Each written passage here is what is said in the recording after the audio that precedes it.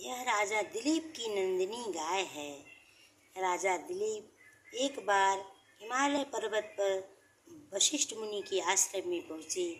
वहाँ जाकर संतान प्राप्ति के लिए व्रत धारण किया, बल्कि संतान प्राप्ति का निमित्त था। राजा दिलीप माता नंदिनी के पीछे पीछे बराबर चलते फिरते थे। जब नंदिनी खड़ी होती थी तो राजा खड़ा होते थे। जब नंदिनी चलती थी तब राजा चलते थे, और जब नंदिनी बैठती थी तब राजा बैठते थे आसन लगाकर। जब नंदिनी जल पीती थी तब राजा जल पीने का इच्छुक हो जाता था। इस प्रकार राजा परछाई की तरह उस गाय के पीछे पीछे बना रहते थे। धैर्यता पूर्वक राजा ने गाय की जंगल में बहुत सेवा की। जाते समय राजलक्ष्मी को त्याग दिया। फिर अपने विशेष तेज के कारण वह छिप न सका। सबको मालूम हो गया कि ये राजा दिलीप ही हैं।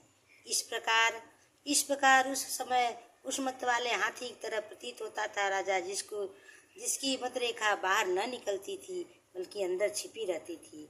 राज चिन्हों से रचित राजा का चिन्ह छत्र और चामर होता है, परंतु वन में जाते समय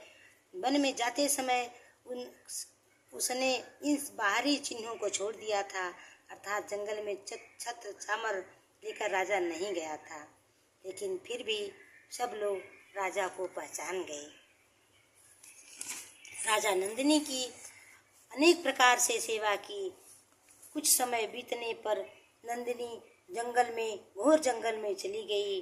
वहाँ पर जाने के बाद नंदिनी ने राजा का परीक्षा ली, और फिर राजा ने देखा कि गुफा में नंदिनी चली गई है और उसके ऊपर एक लाल शेर बैठा हुआ है और कह रहा है कि अब मेरा आहार है, अब मैं इसको खा जाऊंगा। राजा देख करके बहुत आश्चर्यचकित हुए। फिर नंदिनी से कहने लगे, शेर से कहने लगे, हे शेर, तुम मुझको खा जाओ, मेरी नंदिनी को छोड़ दो। राजा वशिष्ठ की गाय है, इसकी मैं पुत्र प्राप्ति के लिए सेवा कर रहा हूँ, इसको छोड़ दो। लेकिन वह शेर ने नहीं माना और कहा कि यह मेरा आहार है, मैं इसे अवश्य खाऊंगा। फिर भी नंदिनी माता ने राजा का परीक्षा ले रही थी।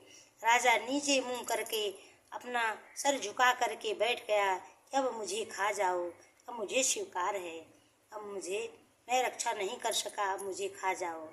इतने पर घोर टंकार से उस पर्वत से आवाज आई, हे पुत्र उठो, मैं तुम्हारी परीक्षा ले रही थी, तुम अपने सेवा में सफल हुए, अब मुझसे आशीर्वाद मांगो। मैं तुम्हें आशीर्वाद देना चाहती हूँ और तुम्हें कुछ वरदान देना चाहती हूँ। जाओ, तुम अपना राज्य करो और तुम्हें पुत्र प्राप्त होगा। वही राजा दिलीप मनु के अयोध्या के पूर्वज थे। आज उसी वंश में भगवान राम अवतार लिए हैं और धरती पर खुशियाँ मनाई जा रही हैं।